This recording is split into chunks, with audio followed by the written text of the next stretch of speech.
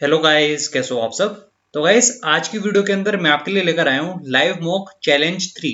जैसा कि आपको पता है कि एवरी सैटरडे संडे लाइव मॉक्स होते हैं, और उनको अगर आप अटेम्प्ट कर रहे हो तो इसका मतलब ये है कि आपको अच्छा खासा कंपटीशन मिल रहा है। ठीक है, तो उसी के बारे में मैं आपको आज बताने आया हूँ, और कुछ चीज़ें और मैं आपको बताऊंगा जो इन मॉक टेस्ट के अंदर आपके लिए काफ़ी बेनिफिशियल साबित हो सकती हैं, और जिसकी मदद से आप अपना स्कोर बढ़ा सकते हो। ठीक है, और मैं ये भी बताऊंगा कि कुछ लोग के ओली बोर्ड के मॉक के अंदर थोड़े से नंबर कम आते हैं, तो वो लोग क्या कर सकते हैं। ठीक है, सबसे पहले इस वीक का जो लाइव मॉक टेस्ट है वो एक्टिव हो चुका है। आप लोग जाओ और आप उसको अटेम्प्ट कर सकते हो। ठीक है, अब अटेम्प्ट कैसे करोगे, तो जो लिंक है वो मैंने आपको डायरेक्ट डिस्क्रिप्शन बॉक्स में दे दिया है। ठीक है, या फिर आप इसको कमेंट बॉक्स से भी देख सकते हो। वहाँ पर आपको इसको अटेम्प्ट करने का लिंक मिल जाएगा, तो आप लोग जाओ और इसको अच्छे से अटेम्प्ट करो, और जो भी आपका स्कोर होगा वो आपको बताना है कमेंट बॉक्स में। ठीक है, एवरी वीक हम लोग ये करते हैं, इससे आपको आइडिया भी लगता है कि बाकी लोग के नंबर कितने आ रहे हैं, और आप चाहो तो अपने सब्जेक्ट वाइज मार्क भी इसमें डाल सकते हो कि आपके पर्टिकुलर सब्जेक्ट में कितने मार्क्स आए। ठीक है, तो आपको कंपटीशन का अच्छा खासा आइडिया यहाँ पर मिलेगा। ठीक है, तो ये मैं बता रहा था कि इसको जाके अच्छे से अटेम्प्ट करो, और ट्राई करा करो कि ये जो मॉक टेस्ट है आप इनको मॉर्निंग में ही दो। ठीक है, क्योंकि जो आपका एग्जाम होगा वो ज़्यादा चांस है कि मॉर्निंग या फिर आफ्टरनून में ही होगा। ठीक है, अब कुछ इंपॉर्टेंट चीज़ें हम लोग डिस्कस कर लेते हैं।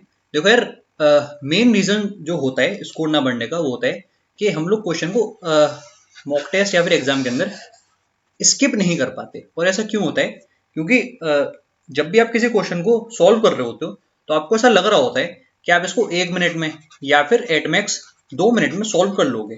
पर कभी कभी ऐसा होता है कि कोई क्वेश्चन ऐसा आ जाए जो आपसे 3 मिनट में भी ना हो रहा हो, और जो आपसे 5 मिनट में भी ना हो रहा हो। ठीक है, तो ऐसे केस में आप लोग एक लूप में फंस जाते हो। अब आप कंफ्यूज हो जाते हो कि हम लोग इस क्वेश्चन का क्या करें, क्योंकि ऐसा क्वेश्चन है कि हम लोग उसको कर सकते हैं। ठीक है, पर वही बात है कि आसान क्वेश्चन है, नहीं हो रहा है, तो किसी का मन नहीं होता उस क्वेश्चन को छोड़ने का। ठीक है, तो ऐसे केस में आपको क्या करना चाहिए, क्या आपकी मेंटेलिटी होनी चाहिए, वो मैं आपको अच्छे से समझाने वाला हूँ एकदम डिटेल में। तो ये चीज आप तभी कर पाओगे जब आप 80% रूल को याद रखोगे।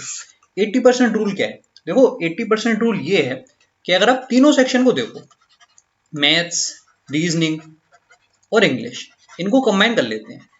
ठीक है, इसमें टोटल बने 150 मार्क्स, यानी कि 75 क्वेश्चंस। तो अपने माइंड में आप लोग एक चीज फिक्स रखो कि ये जो 150 नंबर हैं, इनमें से जो 80% पोर्शन होगा वो हमेशा या तो इजी होगा या फिर मीडियम होगा।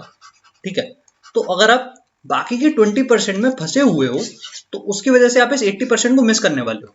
ठीक है, ये चीज आपके दिमाग में फिक्स होनी चाहिए। अगर ये चीज आपको पहले से पता है तो इस 20% में जब भी आप फंसोगे तो आप इसको स्किप कर पाओगे, क्योंकि ये चीज आपको पता होगी कि हाँ यार, भले ही 75 क्वेश्चन मेरे पास हैं और उनमें से ऐसे कुछ क्वेश्चन हैं 15 जो मेरे से नहीं हो पा रहे, बट एटलीस्ट ऐसे 60 क्वेश्चंस तो हैं जिनको मैं आसानी से कर सकता हूँ 100% एक्यूरेसी के साथ।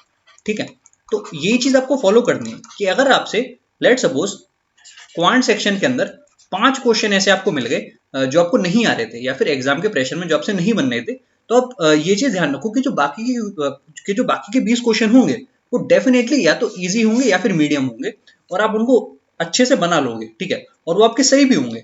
प्लस जो आपका यहाँ पर टाइम सेव होगा उसको आप दूसरे सेक्शन में लगा सकते हो, जो कि है रीजनिंग। ठीक है, तो ये चीज आप लोग अपने दिमाग में एकदम फिक्स रखो कि ऐसा हो ही नहीं सकता कि मॉक टेस्ट के अंदर सारे क्वेश्चन टफ हो। ज्यादा से ज्यादा 20% क्वेश्चन टफ होंगे। ठीक है, वही बात है कि अगर 25 क्वेश्चन किसी सेक्शन में आ रहे हैं, लेट्स सपोज रीजनिंग है, तो उसमें से केवल 5 ही क्वेश्चन ऐसे हो सकते हैं जिनका हो सकता है कि आपको लॉजिक ना समझ में आ रहा हो, या फिर जो आपसे एग्जाम के प्रिपरेशन में ना सॉल्व हो पा रहे हो। ठीक है, तो बाकी के 20 क्वेश्चन आपका फोकस होना चाहिए, उनको कैसे भी सही करना है। ठीक है, तो मुझे उम्मीद है कि ये पॉइंट आपको समझ में आ रहा होगा।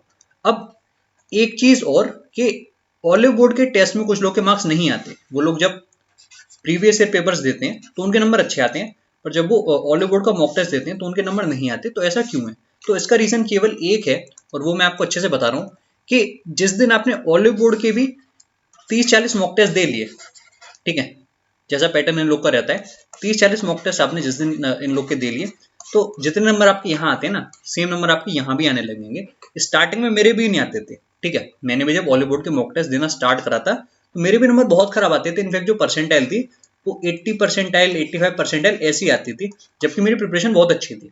फिर भी अगर आप इनको कंटिन्यू करोगे, ठीक है, तो एक पॉइंट ऐसा आएगा जब आप समझ जाओगे कि हाँ ये जो क्वेश्चन है ये क्वेश्चन पहले आ चुका है और इस पैटर्न का क्वेश्चन आगे आ सकता है। ठीक है, तो वही बात है कि एक बार आपकी आदत पड़ जाएगी ना, तो आप इसको भी हैंडल कर लोगे, और एक बार अगर आप इसमें नंबर लाने लग गए तो इनमें नंबर लाना और भी आसान हो जाएगा। ठीक है, तो बस इतना ही था आज की वीडियो में। अटेम्प्ट करने का लिंक मैंने आपको डिस्क्रिप्शन में दे दिया है।